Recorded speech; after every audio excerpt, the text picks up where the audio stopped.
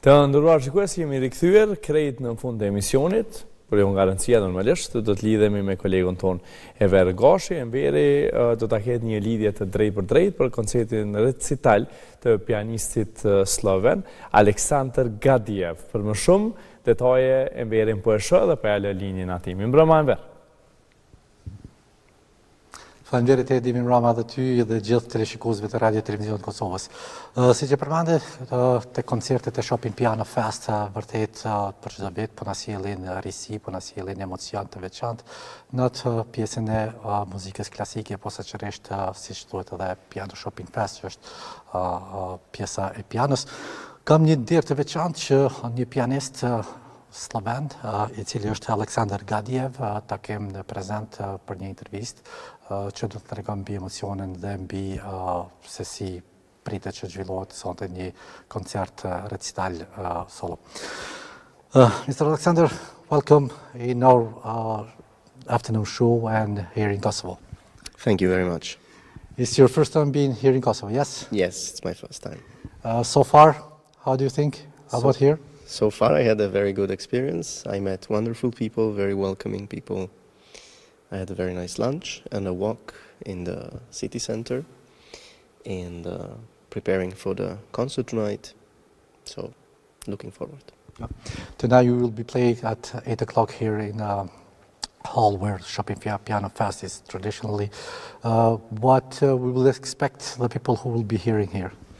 There will be a very diverse program with Ravel, Chopin, Messiaen and Mussorgsky pictures at an exhibition in the second half. Maybe just rotate.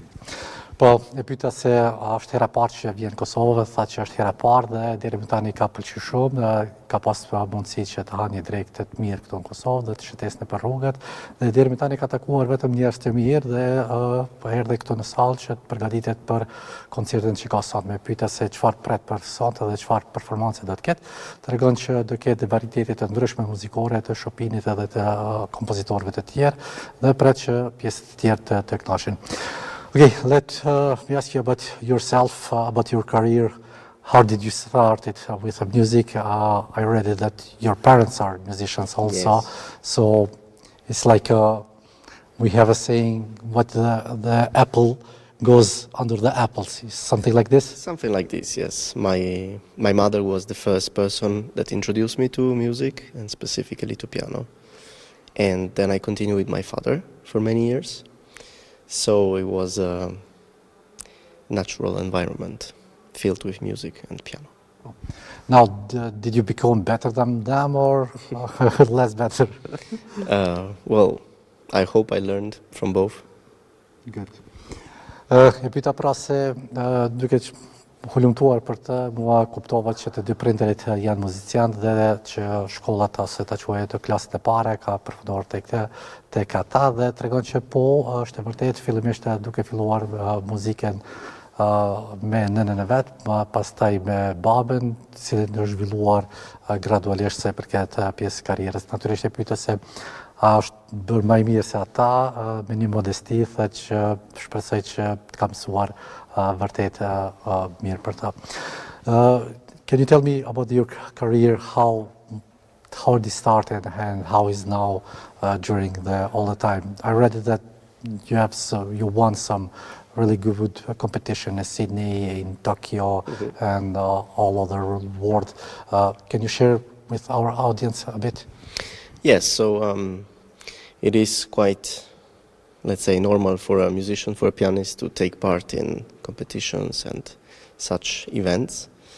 And I did the same, and I had the luck and the determination to win many prizes. And this opened many doors, first in one country, then in another country.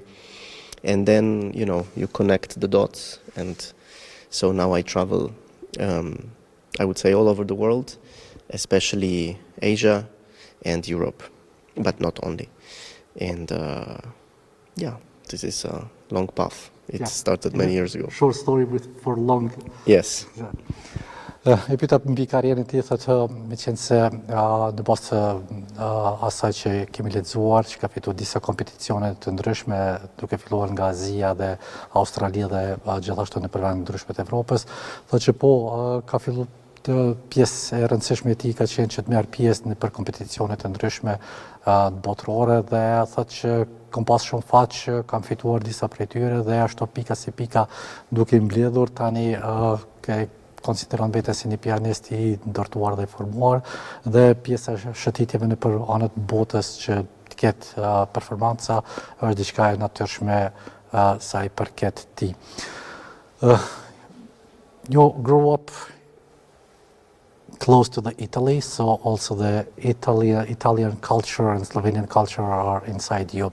How does that influence in your music and in your, how to say, imagination during the playing? Well, I would say, let's say the Slavic world, in a sense, is a very emotional world. So that is very natural inside of me. But then growing up in Italy, I was always also very fascinated by beauty, on forms, and in general, some kind of elegance in the sound. And so the combination of these two, I think it's one of the main characteristics of who I am. E pyeta me qenë se është rritur ndërmjet kufirit, afër kufirit italian dhe sloven, thotë se si ka ndikuar këto dy kulturat në pjesën e tij krijuese ta quaj ashtu të muzikës, thotë që të dy pjesët kanë qenë vërtet të rëndësishme, të marrë parasysh pjesën ta quaj ashtu ballkanike slovene që është më e ndihshme si pjesë muzikore, por duke u rritur në pjesën e Italisë, thotë që ka mësuar finesat e bukura të asaj pjese, prandaj dhe kombinimi të dy kësaj kulturave e kanë formsuar atë që është sot. What will be your recommendation for the young Balkan pianist, especially here for Kosovo? We are in this Shopping Piano Fest Pristina, which is for 16th years.